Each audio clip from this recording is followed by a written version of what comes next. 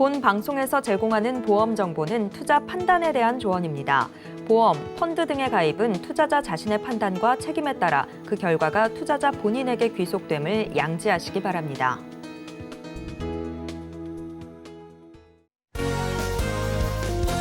네, 시청자 여러분 안녕하세요. 알기 쉬운 보험으로 여러분들의 인생 설계 도와드리는 인생 설계 원픽 진행의 문다연입니다.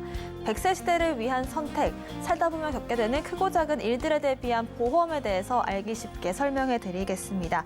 변하는 세상만큼이나 진화하는 보험에 대해서 궁금하신 점들은 물론이고요. 여러분들의 더 나은 삶을 위한 선택 저희가 함께 고민해 보겠습니다. 오늘도 인생 설계 원픽과 함께 하시면서 하루하루 더 나은 생활을 설계하는 방법들 알아가 보시길 바라겠습니다. 저희 인생 설계 원픽 생방송은요. 유튜브에 서울경제TV 검색 후 실시간 스트리밍으로 함께 하실 수가 있고요. 본 방송에서 제공하는 정보는 전문가님들의 조언일 뿐 보험의 가치와 수익률 보장하지 않습니다. 서울경제TV와 서울경제신문 당사 브랜드입니다. 최근 당사를 사칭한 피해 늘고 있으니 각별한 주의도 부탁드리겠습니다. 지금부터는 생생한 라이프 팁 통해서 생애주기별 단계를 더 슬기롭게 생활할 수 있는 방법들 알아보겠습니다. 오늘 생생한 정보들 또 꿀팁들 알려주실 김경아 전문가님 모셨습니다. 어서 오십시오. 안녕하세요. 네, 오늘은 김경아 전문가님께서 건강보험료 슬기로운 금융생활을 주제로 강의 준비해 주셨는데요. 자세한 내용 들어보겠습니다. 네, 안녕하세요. 제목을 딱 보시면 어떤 느낌이 드세요? 일단 월급이 오르면 좋겠지만 이게 만만한 일이 아니죠. 게다가 물가가 안 오르면 좋겠지만 내 맘대로 할 수가 없습니다. 그래서 월급이 오르는 것과 같은 효과를 내려면 일단 내 통장에서 나가는 걸 줄여야 하잖아요. 그리고 들어오는 거는 높이는 게 가장 슬기로운 방법이라고 할 수 있을 것 같아요. 그래서 제가 잘하는 거는 아주 많은 정보 속에서 나한테 가장 유리한 것을 찾는 이런 시간으로 마련을 해드릴 건데요. 앞서서도 이 시간에서 한 차례, 몇 차례 말씀드린 바가 있는데 일단은 오늘은 내용을 시작하기 전에 결론 먼저 말씀드리려고 해요. 건강보험료를 내지 않는다. 이러면 월급 받아서 우리 유리 같은 내 지갑에서 월급이 얼마 들어왔으니까 얼마 떼는 거 미리 다 떼고 받잖아요. 그래서 여러분 급여에서 건강보험료를 내지 않는 이런 방법을 찾았기 때문에 이만큼 내지 않는다면 소득이 오른 것과 마찬가지겠죠. 두 번째는 슬기로운 금융생활을 해야 되잖아요. 일시적으로 이상하게 수익률을 많이 준대요. 이것만 하면 뭘 많이 준대. 여러분 좀 의심 가지 않으세요? 그러면 여지없이 무슨 금융사고가 나는 터무니없는 이런 거는 있으면 안 될 것 같고요. 제도권 내에 법으로 보장되어 있는 뭔가 확정되어 있는 이런 우리가 알고 있는 금융기관 이런 데를 찾아서 가장 수익률이 높은 것을 찾도록 할 건데요. 결론은 건강보험료를 하나도 내지 않고 그다음에 수익률은 한 108% 정도를 확정적으로 받을 수 있는 이런 슬기로운 금융생활을 오늘은 결론적으로 말씀을 드릴 건데요. 배경부터 같이 저랑 말씀을 드리도록 하겠습니다. 작년 여름쯤 이맘때쯤인데요. 아마도 조금 빠르신 분들은 건강보험공단에 막 찾아가서 시위하고 데모하고 이런 게 있었어요. 체감하지 못하실 수도 있겠지만 연금 수령하는 연금 소득자이신데 연세가 높으셔서 70세, 80세 이렇게 되시면 자녀 명의로 건강보험 아들 밑으로 들어가고 딸 밑으로 들어가고 이런 거 여러분들 너무 잘 아시잖아요. 그런데 연금 소득이 2천만 원 이상이면 월로 따지면 한 166만 원 정도 연금이 나오면 무조건 이런 분들은 건강보험료를 80이 돼도 90이 돼도 건강보험료를 내게 바뀌었어요. 어쨌든 하나도 내지 않던 분이 갑자기 16만 원에 해당하는 건강보험료를 한 번도 아니고 나는 이제 은퇴를 해서 70대, 80대를 편안하게 연금 은퇴 생활을 하셔야 되는데 그때부터 건강보험료를 평생도록 또다시 90살, 100살이 될 때까지 내야 된다 그러면은 얼마나 예상 밖의 일들이 막 발생하겠어요. 환경은 이렇게 됐는데 이 환경을 우리가 어떻게 바꿀 수는 없습니다. 또 한 가지는요. 소득을 우리나라에서는 이렇게 돈을 버는 거는 소득이라고 보겠어 하고 이 법에다 써놨거든요. 그 중에서 맨 위에 보이는 이자 소득과 그다음에 아래 나와 있는 근로소득, 연금소득, 사업소득은 크게 분리가 됩니다. 그래서 내가 세금을 안 내려고 여러분 건강보험료 덜 내려고 막 월급 조금 받고 이럴 수는 없잖아요. 일단은 월급은 많이 받고 사업소득은 많이 버는 게 좋습니다. 그 다음에 내가 과세를 좀 덜하도록 건강보험료를 줄이는 이런 방법을 써야 하는데요. 맨 위에 나와 있는 이자 소득이라는 것이요. 이렇게 명시가 되어 있어요. 비과세 종합저축이라든지 아니면은 분리과세라든지 비과세 저축보험 이런 것들을 활용하면 세금을 안 낸다고 써 있기 때문에 그냥 금리가 1% 높다고 세금 다 떼는 이런 데 가시면 15.4% 떼는 거는 크게 문제가 안 돼요. 왜냐하면 이자가 100만 원이라도 붙었으면 원금 말고 이자에 대해서 세금을 내는 거니까 이 정도는 괜찮을 것 같거든요. 그런데 더 큰 문제는 뭐냐면 이렇게 소득이라고 딱 잡혀버리는 순간 건강보험료를 끝도 없이 내야 하기 때문에 제가 생각하기에 이 이자 소득세보다는 이자가 발생한 부분에 떼는 것보다는 건강보험료를 평생 뗀다는 게 훨씬 더 무서운 것 같아요. 그래서 이렇게 많은 것들이 있는데 제가 막 이걸 일일이 설명해 드릴 거는 아니고요. 일단은 방송을 보시는 분들이 관심이 있어야 해요. 왜냐하면 제가 아무리 여기서 말씀을 드린다 하더라도 어떤 분은 국민연금만 가입한 분이 있으실 거고요. 어떤 분은 공무원연금을 가입하신 분이 있고 어떤 분은 사학연금을 가입하신 분이 있고 어머 나는 근로소득 할 때 소득공제 받는 연금저축보험 가입한 사람처럼 우리의 컨디션이 다 다르거든요. 아주 쉬운 논리 하나는 돈을 내는 기간 동안 소득공제를 받는 것들은 모두 다 합해서 어쨌든 연금소득으로 잡히는 거예요. 이렇게 나라에서 돈 내는 기간 동안 혜택을 보셨잖아요. 그러니까 연금 받으실 때 건강보험료를 뗀다는 거예요. 그럼 이걸 반대로 생각을 하면 돈 내는 기간 동안 소득공제를 안 받으면 그러면 건강보험료를 안 낼 수도 있다. 이렇게 착안을 하시고 이해를 하시면 좋을 것 같습니다. 다음으로는 이게 얼마나 많은 사람들에게 이제 해당이 되느냐 보니까 27만 명에 해당하는 피부양자라고 하죠. 아들 밑에 뭐 누구 밑에 들어가서 그냥 내가 건강보험료 가입하지 않고 누구 밑에 들어가 있는 이 27만 명이 건보료를 내야 한다는 건데 이미 내고 계실걸요? 그리고 피부에 와닿는 분 계실 거예요. 그리고 혹은 우리 부모님이 연금 그 전에 받을 때는 안 냈는데 갑자기 작년부터 뭐 내시고 계시다. 이런 분들 있을 건데요. 이미 소득이 2천만 원 넘는 27만 명들은 피부양자 탈락이 됐기 때문에 개인적으로 건강보험료를 내고 계시는 상황입니다. 그럼 여기서 끝나는 게 아니고요. 사회가 발달하고 복지제도가 좋아질수록 이 건강보험료가 앞으로 줄어들까요? 더 많이 내면 많이 낼 거거든요. 그러면 이 피할 수 없는 상황에서 건강보험료를 조금이라도 덜 내거나 혹은 안 낼 수 있는 방법을 찾는 거를 오늘 찾아드리는 거예요. 이 또 기사가 말해주고 있는데요.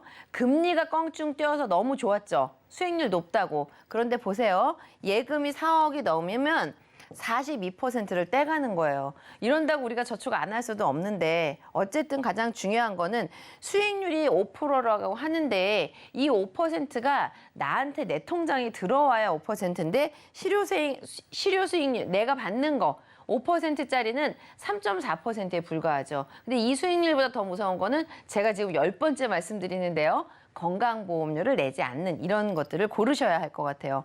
일단은 제가 답을 드릴 건데요. 건강보험료 대상이 아닌 것 첫 번째 페이지에서 말씀을 드렸는데요. 보험회사에서 내놓는 여러 가지 상품들 중에 수익률이 108% 내지는 110% 정도 되는데 기간을 정하시면 됩니다. 어떤 상품은 5년에 103%짜리가 있고요. 7년에 이런 수익률을 달성하는 곳이 있고 그다음에 10년이 되면 113%에서 115% 이렇게 상품군이 굉장히 많기 때문에 제가 여러 회사의 모든 상품을 오늘 다 말씀드릴 거는 아니고요. 이런 상품을 반드시 찾아야 되는 이유만 제가 오늘은 명확하게 말씀드리려고 하는데요. 여기에 모두 나와 있는 어떤 분은 은행에 적금을 가입하셨을 거고요. 어떤 분은 뭐 국내 펀드의 배당으로 수익을 받으시는 분도 있고 어떤 분은 해외 펀드 뭐 여러 가지가 있을 거잖아요. 이 모든 것들을 다 합해서 1,000만 원 미만이면 뭐 안심. 그러나 1,001만 원이라도 넘으면 1,000만 원 초과해서 10,000원이라도 넘으면 그럼 우리가 넘은 10,000원에 대해서 세금을 내느냐. 그게 아니고요. 1,001만 원의 소득이 발생됐다면 몽땅 1,001만 원에 해당하는 것에 모두 다 건강보험료를 산정하는 기본으로 잡히기 때문에 1,000만 원 언더로 맞추는 게 굉장히 중요합니다. 이거 너무 골치 아파지잖아요. 그런데 여러분을 대신해서 제가 공부를 해드리니까 이렇게 알려드리는데 공부하지 않으면 방법이 없어요. 그냥 세금 많이 내시면 돼요. 돈 수익 많이 내셔가지고 돈 많이 내면 되거든요. 근데 조금이라도 합법적인 테두리 안에서 덜 내거나 아끼고 싶잖아요. 그래서 이 배경이 앞으로 점점 바뀐다는 거를 오늘은 진짜 여러 번 강조 드리려고 제가 작정하고 나왔고요. 신문 기사를 보면 건보료가 이제 적자가 많이 나겠죠. 어르신들도 많아지시고 건강보험료에서 해주는 것도 많고 그다음에 돈 많이 들어가는 이런 병원, 의술도 막 발달하고 이러니까 건강보험료가 이렇게 적자가 나는데 어떻게 하시겠어요? 여러분들이 정책 입안자라면 별다른 뾰족한 방법이 없거든요. 건강보험료를 많이 거둘 수밖에 없어요. 그래서 2028년에 적립금이 바닥이 난다고 하는데 뭐 나라에서 저렇게 냅두진 않겠죠. 어떤 방법을 찾을 텐데 다만 우리는 우리의 매월, 매일 생활하고 직결된 거기 때문에 내 주머니에서 조금이라도 덜 나가는 이런 거를 찾으셔야 하는데요. 336만 원 초과되면 어차피 세금을 내셔야 하니까 여러분들 중에 이제 찾는 방법을 알려드리려고 그래요. 내가 만약에 매월 납입하는 적금도 있고 그다음에 일시금으로 넣어놓은 것도 있고 은행에 ELS도 있고 여러 가지가 있다. 그러면 방법은요. 만기를 조절하십시오. 2023년에 만기가 되는 게 6개월짜리도 만기되는 게 있고 1년짜리도 만기되는 게 있다. 올 한 해에 몽땅 다 수령하시면은 얘가 올해의 소득으로 잡히잖아요. 이거 좋지 않은 방법이에요. 그래서 시기를 분산하셔서 만기를 2023년 가을에 하나는 내년 1월에 또 하나는 후년 이런 식으로 내 통장으로 들어오는 시기를 조절을 하셔야지 금융소득에서 발생한 이자를 한 해에 얼마를 벌었느냐 이걸 할 때 좀 나누는 이런 방법을 선택을 하시고요. 그리고 가장 확실한 거는 현재 우리나라 비과세 제도가 2017년에 만들어진 법을 아직까지도 적용받고 있거든요. 근데 지금 2023년이면 벌써 막 6년 이렇게 훌쩍 넘어가고 있어요. 그러면 언젠가는 이게 손보는 시기가 점점 다가와지지 않을까 이렇기 때문에 보험의 가장 장점은 여러분들 가입하신 증권에 나와 있는 연도 있죠.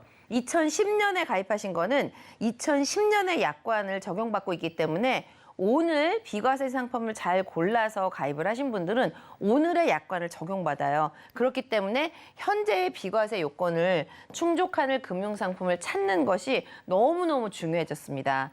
나뿐만 아니라 우리 집에 4인 가족이 있으면 이 비과세는 아빠 따로, 엄마 따로, 아들 따로, 딸 따로 각각의 개인에게 허락된 금액이 있기 때문에 개인이 모두 다 비과세의 요건에 충족하는 이런 통장을 가지고 계시는 게 너무 중요할 것 같습니다. 그리고 한 몇 주 전에도 제가 한번 말씀을 드렸는데요. 원래 올해부터 시행이 됐어야 되는데 코로나 이후에 경제 상황이 조금 안 좋기 때문에 2년 정도 유예를 했는데요. 2년 이후에 그러니까 2025년부터는 여기에 나와 있는 금융상품 이런 거 가입 안 하신 분들은 체감이 안 될 텐데요. 꼭 이게 쌈짓돈이 있어가지고 이렇게 몰래 조금 수익이 높다 이렇게 해가지고 이렇게 조금씩 좀 넣어놓으신 게 채권이라든지 뭐 주가지수 선물이라든지 ELS 이렇게 가입되어 있으신 분들은 여태까지 세금을 안 냈거든요. 그런데 신설돼서 올해부터 이렇게 가입하신 것에 세금을 떼도록 되어 있는데 2년 유예시켜주고 있습니다. 그래서 이런 상품에 가입하신 분들은 앞으로 2025년부터는 이렇게 해서 돈을 10만 원이라도 이자가 발생했어. 그러면 모두 다 과세를 하고요. 여태까지 말씀드린 거 기억나시죠? 과세하는 게 중요한 게 아니라 건강보험료를 산정하는 기본소득이 모두 합산이 되면 점점 누진세율을 많이 내기 때문에 이런 거 굉장히 조심하셔야 된다는 거 말씀드릴게요. 그리고 여태까지는 환경이 그런 걸 말씀을 드렸는데 제가 낳지 않은 아들이 하나 있어요. 성은 국씨고요. 새청입니다.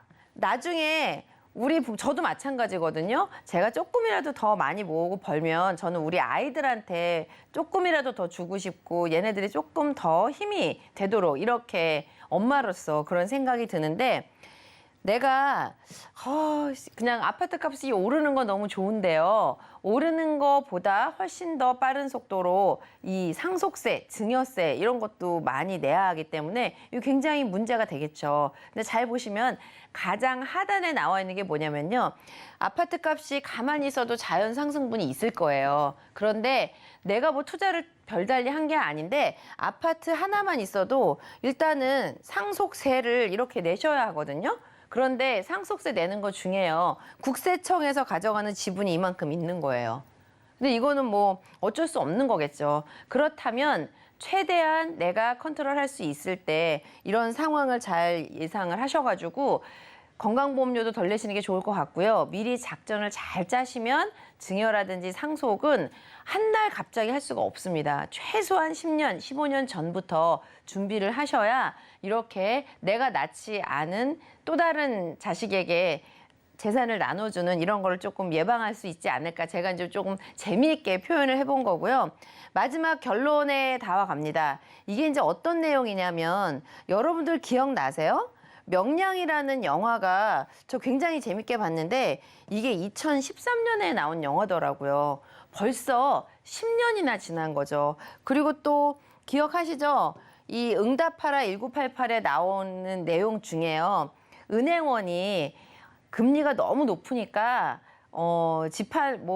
주식에 투자를 해라, 은행에 예금을 해라, 막 이런 얘기가 나오는데 이게 오래 안 가는 거예요. 그 고금리가. 여러분들 이미 학습되셔서 너무 잘하실 텐데 이 1988 드라마 너무너무 재밌게 봤잖아요. 엊그제 본 것 같거든요. 저도 얼마 안 된 것 같은데 자료를 만들다 보니까 2014년이더라고요. 이것도 벌써 만 10년이 다 돼가는 거죠. 그리고 뭐 이런 것들 여러분들 너무너무 잘하실 텐데 이런 드라마도 불과 1, 2년 전에 봤나? 그랬는데 정확히 따져보니까 벌써 날짜로는 4년, 5년, 6년, 7년 이렇게 된 거예요. 근데 여기에서 포인트는 요 마지막에 있는 건데요.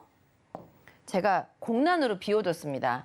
저축을 이렇게 단편적으로 1년짜리, 6개월짜리 이렇게 저축을 하는 습관을 들이면 이렇게 연속선상에서 큰 돈을 길게 모으지를 못합니다. 지금 이 여러 가지 드라마라든지 사회 이슈 됐던 거 재미있는 얘기 제가 왜 말씀을 드렸냐면 내가 뭔가 저축을 할 때 7년짜리예요, 5년짜리예요, 10년짜리예요 이렇게 얘기하면 그거 너무 길어, 언제 그걸 내고 있어 이러는데 이거 보세요. 시간 금방 간다니까요. 엊그제 거에 한 것 같은데 벌써 10년 이렇게 다 지났죠. 이 드라마를 볼 때 시작했다면 아마도 7년짜리 저축 정도는 여기에서 끝나고 나는 아무것도 납입하지 않고 기다리기만 하면서 연봉리의 효과를 더 누릴 수도 있는 겁니다. 다시 한번 말씀드리지만 개인이 비과세 통장에 해당하는 것을 좀 우리 인생이 1년짜리 인생 이렇지 않잖아요. 생각보다 너무 깁니다. 제가 사무실에서 즐겨하는 말이 있는데요. 저희 부모님하고 이제 가족 중에 조금 아픈 분이 계셔서 가족들은 막 난리가 나죠. 그래서 병원에 가면 대부분 그냥 다 잘 이렇게 돌아오십니다. 잘 돌아가시지 않는다는 거죠. 생각보다 우리의 노후는 굉장히 더 길어지고요. 그리고 지금 얘기를 들으시는 분들은 아마 더 시간이 많이 지났을 때 그때도 역시 건강하게 살고 있을 확률이 굉장히 높아요. 그런데 긴 세월 동안 돈 관리를 내가 돈이 필요할 때 돈이 떨어지지 않게 하는 것이 재무설계의 기본이거든요. 그런데 연금 조금 받는 거에서 건강보험료 계속 내는 거는 진짜 정말 막 피 같은 거 같을 것 같습니다. 그리고 또 하나 생각해 볼까요? 40살에 50살에 월급이 어느 정도 있을 때 지출이 10만 원 있는 거랑 아무 소득이 없이 90세가 되었는데 오로지 나라에서 나오는 기본연금과 그냥 은퇴 이후에 소득밖에 없는데 거기에서 고정적으로 10만 원을 끝도 없이 내야 된다. 이거는 굉장히 다릅니다. 그래서 저는 동시대에 살지만 사람마다 환율이 다르다고 생각을 해요. 매일매일 일을 해서 작지만 돈을 끊임없이 벌 수 있는 사람이 느끼는 10만 원과 아무도 나한테 돈 10만 원 주지 않는데 기본소득이나 연금소득만 가지고 생활하시는 분이 지출하는 10만 원은 체감적으로 너무 다르다고 생각해요. 그래서 저는 사람마다 환율이 다 다르다 이렇게 생각을 합니다. 그래서 오늘 말씀드리는 이 비과세 통장을 반드시 가지고 계시라고 말씀드리는 거는 내 인생이 생각보다 길게 남아있기 때문에 최대한 덜 지출되도록 이런 내용을 말씀을 드리는 거고요. 오늘 가장 중요한 거는 보험 차익에 대해서 비과세를 해주는 게 우리나라 소득세법 시행령 25조에 이렇게 얘기하니까 되게 어려운 거 말씀드리는 것 같잖아요. 그냥 뭐 인터넷에 찾아보면 다 나와요. 소득세법 시행령 25조에 우리나라에서는 이런 것들을 소득이라고 보겠어. 그리고 이런 요건을 갖추면 세금을 안 받을 거야. 이런 게 써 있어요. 그런데 평소에 우리가 이런 글씨를 잘 안 읽기 때문에 아우 골치 아파. 너무 말이 어려워. 이렇게 생각하시는데요.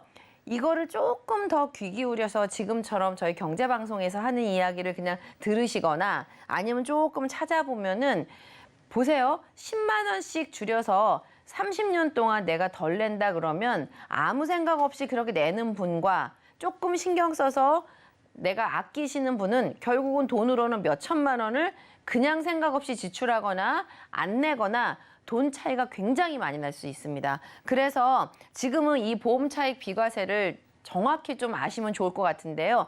우리나라에서 이렇게 요건을 갖추면 이자 소득세를 안 뗀다고 하는데요. 다시 한번 말씀드리지만 이자 소득세 15.4%도 굉장히 중요한데요. 이거보다 더 중요한 것은 건강보험료를 내지 않는 것이 너무너무 무엇보다 중요할 것 같습니다. 그리고 상품은 제가 굳이 오늘 말씀 안 드리는 이유는요. 여러 회사의 많은 상품들이 나와 있는데 다시 한번 정리를 하자면 5년에, 7년에, 10년에, 15년에 수익률로 보자면 한 103% 전후, 그다음에 7년 정도 하시면은 108% 전후, 약간의 차이가 있습니다. 10년이면은 113% 전후, 뭐 이런 식으로 이 상품이 가지고 있는 수익률을 제가 적금 계산기를 돌려서 다시 한번 말씀드리자면 뭐 연봉이나 달리 상품으로 10% 이상의 굉장히 높은 실효 수익률을 가져올 수 있지만 오늘은 제가 이 상품을 말씀드리기보다는 이런 것을 가지고 가셔야 되는 배경에 대해서 더 강력하게 말씀드리려고 자료를 그렇게 준비를 했기 때문에 우선은 가장 중요한 것은 현재 우리나라에서 경제활동을 하고 한 개인에게 허락된 비과세가 크게 돈이 많으면 물론 크게 하면 좋겠죠. 그렇지만 저는 아르바이트는 하는 학생도 그다음에 급여가 높지 않더라도 단 10만 원짜리 5만 원짜리라도 비과세 요건에 해당하는 어떤 금융 상품 이 통장 하나는 반드시 가지고 계셔야 될 것 같아요. 그래서 30살이신 분이 비과세 통장을 가지고 계신 분과 아예 관심이 없어서 안 가지고 계신 분이 똑같이 경제활동을 해서 60이나 70이 되었을 때 30-40년 전에 비과세를 충족하는 것을 갖고 있는 분과 그때 중요하지 않다고 생각해서 없는 분과는 나중에 은퇴 생활에 있어서 내 삶의 자체에 엄청나게 영향이 클 거라고 저는 확신하기 때문에 우리나라에서 경제활동하는 모두가 비과세 요건을 잘 생각하셔서 이렇게 수익률이 좋은 이런 기능이 있는 상품들을 꼭 가져가셨으면 좋을 것 같아서 오늘 준비한 자료는 건강보험료 내지 않고 슬기로운 금융상품을 선택하는 방법에 대해서 준비를 해봤고요. 오늘 제가 준비한 자료는 여기까지 말씀드리도록 하겠습니다. 네, 작년 9월에 건강보험료가 좀 개편이 됐는데요. 바뀐 내용들을 한번 들여다봤고요. 우리가 어떻게 또 슬기롭게 대처할 수 있을지까지 체크를 해봤습니다. 생생한 라이브 팁 소개해주신 김경아 전문가님과는 여기서 인사드릴게요. 고맙습니다. 네, 오늘의 생생한 라이프 팁 핵심만 정리해봤습니다. 화면으로 만나보시죠.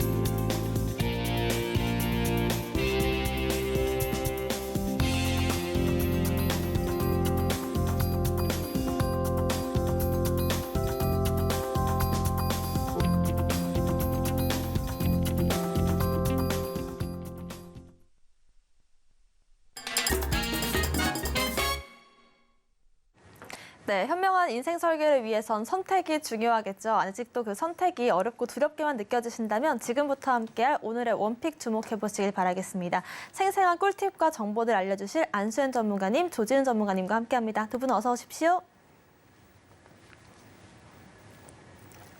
네, 오늘의 주제 화면으로 만나보겠습니다. 오늘의 주제는 암 한 번 준비로 될까입니다. 최근 MZ세대의 식습관 원인으로 대장암 발병률이 빠르게 늘고 있다고 하는데요. 암은 치료비 또 수술비 때문에 보험으로 대비하시는 분들도 많습니다. 다양한 외부 요인으로 인해서 성별 또 연령별로 나타나는 암이 달라지는 만큼 어떤 대비가 필요할지 관련해서 안수현 전문가님과 함께 얘기해 보겠습니다. 네, 안수현 전문가님과 한번 얘기를 해볼 텐데요. 오늘 주제 선정해 주신 이유가 또 있을까요?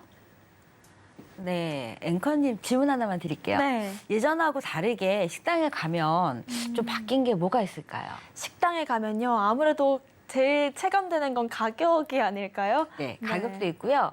예전에는 4인 테이블이 많았는데 요즘은 1인 테이블이 그러네요. 많은 게 특징이 아닐까 네. 생각이 됩니다.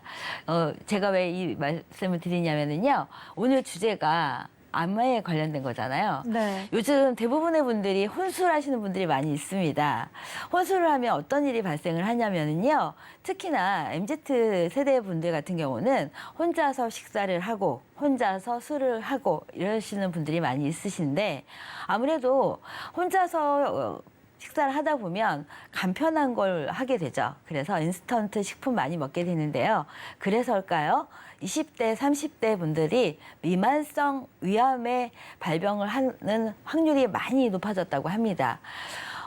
위암이 걸리면 어떤 장애가 영향이 끼칠까요? 아마도 대장이겠죠. 예, 그래서 한국인은 특히나 짜고 맵게 먹는 습관들이 많이 있는데 그래서일까요? 20대, 30대부터 암 발병률이 예전에 비해서 많이 발생이 됐습니다. 그래서 오늘의 주제는요. 암은 우리가 지금 100세 시대 하는데 100세까지 살려면 20대 분들 같은 경우는 70년, 80년을 살아야 되는데 암을 한 번만 겪을까요? 적어도 한 번 이상 겪을 것 같은 생각이 들어서요. 암을 어떻게 준비하는 게 좋을까 해서 한번 이 주제를 선정해 봤습니다. 네, 짜고 매운 음식 저도 정말 좋아하는데 이런 식습관 자체가 대장암의 발병률을 높일 수 있기 때문에 지금 시점에서 더 대비가 필요할 것 같습니다. 어떤 사례가 있을지 좀 더 구체적으로 알아볼까요? 네, 오늘의 사연 주시는 분은요, 40대 후반의 여성분이에요. 그런데 우리가 암 하면 사실 가장 무서운 병이라고 합니다. 왜냐면은요, 한국인의 사망 1위가 암이기 때문이죠. 그리고 주변에서 가장 흔하게 볼 수 있는 질병이 아마도 암일 겁니다. 병원도 많고요. 항암 치료받는 분들도 많기 때문에 우리가 암은 아직까지는 그래도 가장 무서운 질병이 아닐까 생각이 되는데요. 사연을 주신 시청자분 같은 경우는 남편분이 안타깝게도 암에 걸려서 사망을 하셨어요. 그래서인지 나는 적어도 암에 걸리면 안 되겠다 이런 생각 때문에 암보험을 무려 13개나 준비를 하셨어요. 그래서 처음에는 2만 원, 3만 원이 적게 시작한 보험이 눈덩이처럼 부풀어서 처음 이 한 개의 보험 가격은 높지는 않습니다. 하지만 이게 13개가 되다 보니 보험료가 합계가 20만 원이 넘는 돈인 거예요. 그러면 이런 23만 원의 돈이면 솔직히 이 암보험이 얼마가 준비되면 적절할까요? 우리가 암에 있어서 3천만 원부터 2억, 3억까지 많게는 준비를 하시는데 사실 질병이 살다 보면 암만 있는 건 아닙니다.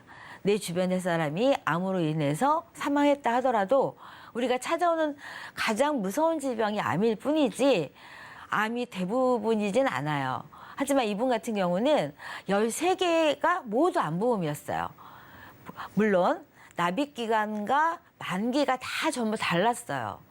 그러면 이 보험이 어떻게 하는 게 좋은 방법일지 같이 한번 연구를 해보려고 합니다. 네, 그렇습니다. 암이 굉장히 무서운 질병인 건 맞습니다만은 많이 무서우셨는지 13개나 가입을 하셨어요. 일단은 좀 개수부터 정비를 해야 될 것 같은데 어떤 해결책을 좀 주실 수 있을까요? 네, 모든 거에 있어서 해결 방법이 정답은 없습니다. 하지만 암이라는 거는요, 성별과 그 나이에 따라서 발병 시기가 달라요. 미만성 위암 같은 경우는 20대, 30대에 많이 발병을 하고요. 통계학적으로 우선 우리가 통계를 무시할 수는 없잖아요. 여성 같은 경우는 30, 40대, 특히나 40대부터 발병이 많이 되고요. 남성 같은 경우는 50대부터 특히나 60대부터 많이 발병을 합니다. 그러면 언제 준비하는 게 가장 효과적인 암보험일까요? 정답은 일찍 준비하는 거죠. 지금 준비하는 게 가장 효과적인 방법인데요. 시청자분이 그 사연 주신 것 같은 경우는 13개의 보험에 20만 원 넘는 돈을 납입을 하고 계시는데 이 중에서 가장 가성비 높은 거, 가장 이분 같은 경우는 40대 후반의 여성분이에요. 그러면 이분이 발병 시기가 높은 40대부터 70세 사이에 보장받을 수 있는 암보험은 유지를 하시고요. 그 이후에 암보험이나 아니면 보장 기간이 짧은 이런 보험은 좀 정리를 해서 다른 걸로 수정을 하시는 게 좋은 방법일 것 같은데요. 그래서 첫 번째, 왜냐하면 지금 갖고 계시는 보험은 전부 갱신입니다. 왜냐하면 보험료가 저렴하기 때문에 갱신으로 선택을 하셨고 보장이 크기 때문에 건수를 많이 하셨지만 토탈 합계로 보면 20만 원 넘는 돈이 결코 적은 보험료는 아니에요. 그렇기 때문에 첫 번째 플랜은요. 안 오르는 보험. 적어도 내가 보장을 받는 데 있어서 보험료에 대한 부담 없이 끝까지 납입하고 이후에 끝까지 보장받는 보험을 첫 번째 플랜으로 한번 구성을 해봤는데요. 이거는 일반암입니다. 모든 암에 있어서 5천만 원을 보장을 받는 거고요. 요즘은 유사암이 5분의 1 확 줄었죠. 그렇기 때문에 유사암 1,000만 원 보장 받으시는 거고요. 그리고 예전에는 우리가 암보험 하면 대부분 수술부터 생각했지만 요즘 같은 경우는 항암이나 아니면 방사선을 먼저 시행을 합니다. 그렇기 때문에 진단비와 맞먹는 그런 표적 치료 7천만 원 준비했고요. 우리가 피를 보는 수술을 할래 아니면 피 안 보는 수술을 할래 이렇게 누가 물어본다면 당연히 피 안 보는 수술을 원하시겠죠. 그래서 다빈치 로봇 수술 보장 한번 구성을 해봤고요. 그리고 항암 세기 조절이라 하면 암보험에 관련돼서 암에 관련 치료에 관련해서 치료가 관련된 병원에는 모두 있는 치료 방법입니다. 이런 거에 관련돼서 보장받을 수 있는 비용 2천만 원 해서 이 비용이 한 6만 원 돈이에요. 그러면 우리가 보험을 가입할 때 어떤 점을 특히 신경 쓰셔야 되냐면요. 암은 언제 걸릴지 모릅니다. 그러면 암은요. 빨리 돈을 납입하는 것보다는 안 오르는 보험료로 길게 납입하는 게 낫겠죠. 그래서 보험료는 30년 납에 100세 만기로 일단 구성을 첫 번째로 했고요. 두 번째는 우리가 암에 걸렸다 치료가 됐어요. 그리고 그 다음에 듣는 소식은 어떤 소식인가요? 암이 재발됐네. 이런 소식 많이 들어보셨을 거예요. 그러면 두 번째는요. 첫 번째 암이 아닌 재발에 관련된 암을 준비해야 됩니다. 두 번째 플랜 내용에서는요. 첫 번째 암이 지나간 이후에 혹시나 내가 두 번째 암이 걸린다면 그거에 따른 준비입니다. 어느 부위에서 암이 걸리거나 예전에 우리가 암에 관련된 약관이 변경됐죠. 2012년 4월에 약관이 변경돼서 그 이후에는 원발암 기준이 아니고 전이암은 솔직히 보험에 관련돼서는 보장받기가 힘듭니다. 그렇기 때문에 만약 내 암이 예를 들어서 유방암이 걸렸다가 두 번째 암이 위암인데 유방에서 전이된 암이다. 그런 경우는 보장받기가 어렵기 때문에 전이암이 중요한데요. 화면에 나오듯이 우리가 전이암 같은 경우는요. 1년이 중요합니다. 50%가 1년 안에 재발하는 경우가 있고요. 우리가 암에 관련돼서는 5년 동안을 조심하죠. 그 이유가 바로 이 화면에서 보여지는데요. 5년까지 발병하는 확률이 5년 이상이 17%가 넘습니다. 1년 내가 50%가 넘고요. 그러면 우리가 일단 제일 많이 걸리는 질병이 암이고요. 1년 내 재발률이 50%, 5년 이상의 재발률이 17%가 넘는다면 우리는 암은 한 번만 준비해야 될까요? 아니겠죠. 암은 2번은 적어도 준비해야 된다는 게 바로 결론입니다. 그래서 두 번째 내용, 플랜 내용에서는요. 내가 첫 번째 암의 진단을 받고 두 번째 암에 걸렸을 경우에 부위별로 각각 5천만 원씩 보장을 받는데 이 보험 내용은요. 5만 원대입니다. 하지만 30년 납입하고 100세까지 모든 전이암에 대해서 각각 5천만 원씩 보장받는 거고요. 그러면 첫 번째는 일반암에 대해서 5천만 원 보장받았고요. 두 번째 플랜 내용에서는 전이암에 대해서 5천만 원 보장받았습니다. 그럼 세 번째 내용은요. 보장의 크기를 늘려야겠죠. 세 번째는 첫 번째가 비갱신이었고 두 번째가 비갱신이었다면 세 번째는 보장의 크기를 크게 하기 위해서 갱신이지만 20년 동안 적어도 안 오르는 보험료로 보장을 구성을 한 건데요. 표적 항암 치료 같은 경우는 우리가 어느 보험사나 지금은 다 이 보험을 구성을 하고 있습니다. 하지만 이 표적 같은 경우는 내 몸에 맞아야 하지만 할 수가 있기 때문에 이 표적 항암 치료와 더불어 면역 항암 치료를 또 받을 수가 있는 거고요. 면역 항암 치료 같은 경우는 내 몸에 이런 항암 약을 넣어서 이 내 암과 싸우게 내 면역을 키우는 치료이기 때문에 제3세대 항암 치료라고 할 수 있죠. 그러면 진단금 5천만 원, 전이암 5천만 원, 그리고 이런 아까 표적 치료 또 7천만 원 있었죠. 또 여기에 또 표적 치료 7천만 원, 면역 항암 치료 7천만 원 한다면 앞서 시청자분께서 갖고 계셨던 그런 진단금은 거의 3억이 넘는 진단금이었어요. 하지만 이 지금 진단금을 합하면 거의 3억 가까이 되는 진단금과 맞먹습니다. 하지만 20만 원이 넘는 보험료였다면 지금의 보험료는요. 6만 원대, 5만 원대, 그리고 3만 원대예요. 그러면 거의 보험료가 훨씬 많이 절약이 되는 셈이 되는데요. 예전에 진단금은 물론 의사의 진단만으로 보장받을 수 있기 때문에 좋았지만 만기가 짧기 때문에 갱신 시의 보험료가 오를 수 있기 때문에 내가 20만 원이라는 보험료가 나중에 30만 원이 될지 40만 원이 될지 알 수가 없습니다. 하지만 지금의 플랜 내용에서는요. 적어도 비갱신과 전이암과 갱신을 이 세 가지 구성을 섞어서 구성을 가지고 간다면 적어도 내가 무슨 일이 있을 때 안 오르는 보험료와 또 전이 됐을 때와 또 보장의 크기를 키웠다면 이런 요즘 환경에 맞는 표적 치료와 면역 항암 치료를 받을 수 있게 그리고 로봇 수술을 받고 훨씬 회복도 빠른 치료를 쉽게 받을 수가 있기 때문에 비싼 보험료로 언제 오를지 모르는 이런 불안감보다 훨씬 더 든든한 구성이 되지 않을까 생각을 해서 이렇게 세 가지 구성을 한번 구성을 해봤습니다. 네, 이렇게 세 가지로 해결책을 남겨주셨는데 일단 지금까지는 갱신형 보험이 많았던 만큼 이런 부분들을 또 위주로 체크를 해보시면 좋을 것 같고요. 그렇다면 우리가 또 주의해야 될 점들도 있을 것 같은데 어떤 주의점도 체크를 해볼까요? 네, 내 보험을 어떻게 리모델링 할까 고민하며 앞서서는요. 개개인마다 다 특징이 있습니다.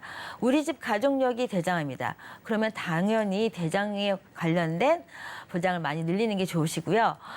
우리 집 가족력이 만약 위쪽이다. 아니면 우리 집 가족력이 뭐 암이 아니고 혈관 쪽이다. 모든 병에 있어서는 다 가족력을 보고 리모델링 하시는 게 좋으시고요. 내가 현재 뭐 질병을 앓고 있다 하더라도 그 이후의 보험에 있어서 반드시 보장 못 받는 건 아니고요. 예전 한 2018년이죠. 그때 처음으로 이제 간편보험이라고 해서 유병자보험이 나왔는데요. 지금 같은 경우는 암이 현재 걸려 있다 하더라도 종신보험이 가능한 시대입니다. 그렇기 때문에 현재 내 시점에 맞는 내 건강 상태와 그리고 내 갖고 있는 증권과 그리고 앞으로 가능한 보험 이 세 가지 조건을 면밀히 살펴보신 다음에요. 여러 보험사를 살펴보시고 조건에 맞는 걸 선택하시는 게 가장 좋은 선택이 아닐까 생각이 됩니다. 네, 물론 생활 습관도 중요하겠지만 또 성별, 나이 등 여러 가지 요인들로 인해서 암이 발병할 수 있기 때문에 만약에 내가 가진 암보험이 조금 좀 불안하다라고 하신다면 한 번이 아니라 여러 번씩 다시 한번 점검해보는 게 필요할 것 같습니다. 오늘 드린 정보 여러분들의 투자 판단을 위한 조언이라는 점 명심하시면 좋겠고요. 자유롭게 또 활용하시길 바라겠습니다. 저희는 검색어 Q&A로 돌아오겠습니다.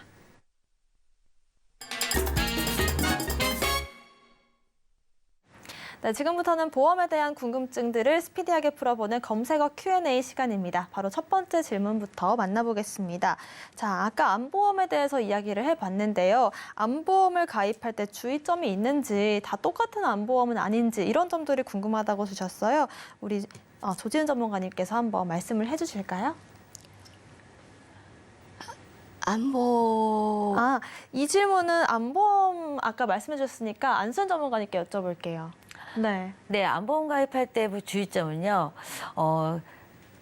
해당 가족, 내가 암보험 가입할 때 혹시나 어떤 질병이 있는지를 먼저 선택을 한 다음에 알아보시는 게 좋을 것 같습니다. 만약 내가 혈압약이 있다고 해서 비싼 보험료를 내는 거는 옳지 않기 때문에요.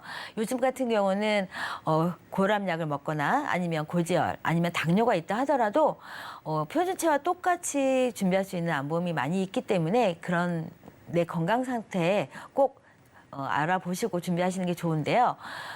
보험사마다 이제 범위가 약간씩 다릅니다. 어떤 보험사는 유방암을 별도로 하는 데가 있고요. 어떤 보험사는 유방암을 소외감으로 나뉘어 있는 보험사가 있고요. 해당 보험사마다 그 보장의 범위가 물론 유사암 같은 경우는 기갑경자라고 해서 기타 피부암, 갑상선암, 제자리암, 경계성 종양 이거는 유사암의 범위는 뭐 생명보험이나 손해보험이나 부르는 단어의 차이긴 하지만 그런 범위는 거의 같습니다. 하지만 내가 요즘 우리나라에서 제일 많이 걸리는 게 아마 대장암이죠. 하지만 이런 대장암에 있어서 대장전만 뇌암이 일반암에 속해 있는지 아니면 유사암에 속해 있는지 이런 부분을 면밀하게 살펴보시고 준비하시는 게 암의 보험 준비하는데 좀 팁이 아닐까 이런 생각이 듭니다. 네, 보험사마다 보장 범위가 다르기 때문에 이런 부분들을 체크하시는 게 좋을 것 같고요. 두 번째 질문도 만나보겠습니다.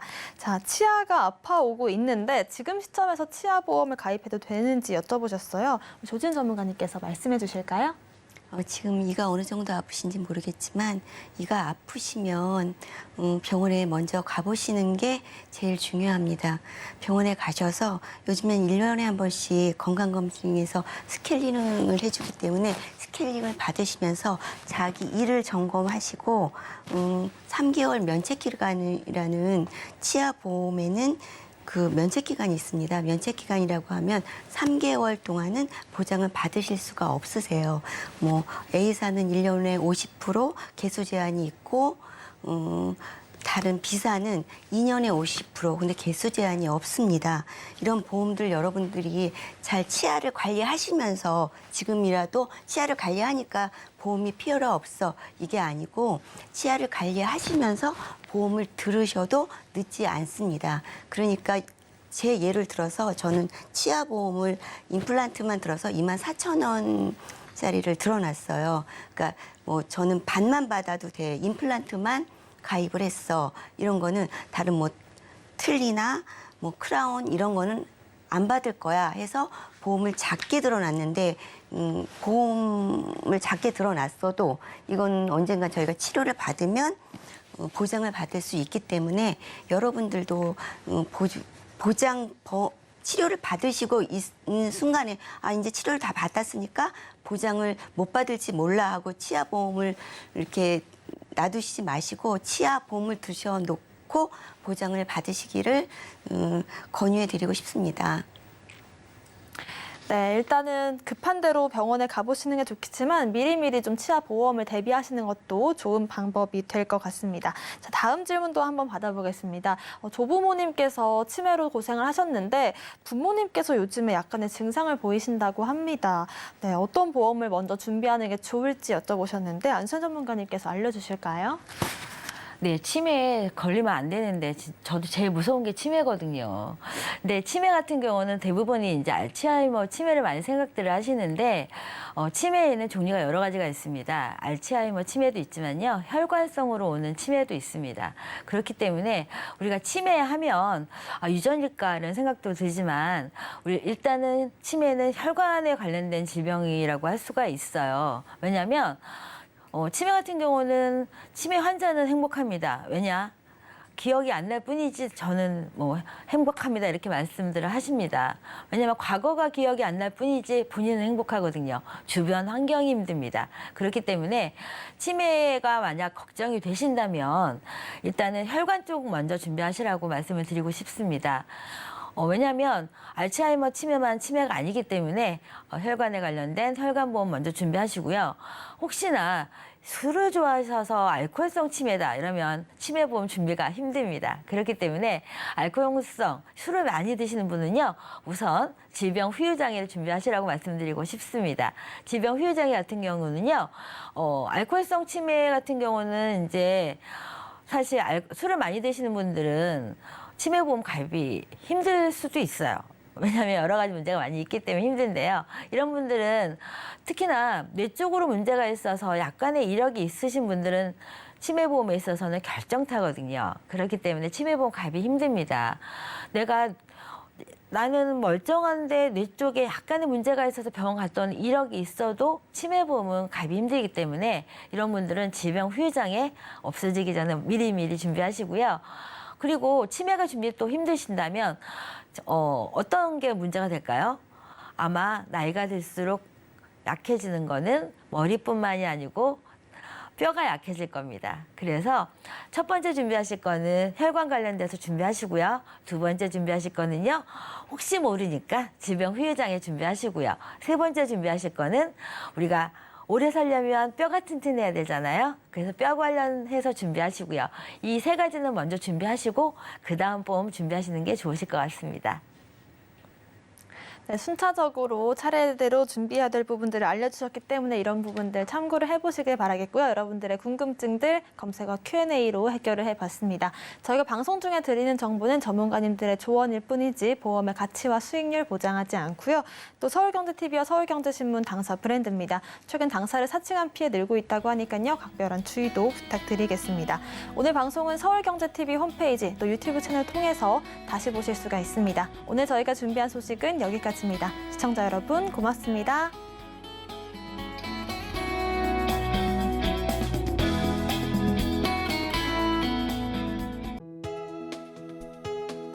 본 방송에서 제공하는 보험 정보는 투자 판단에 대한 조언입니다.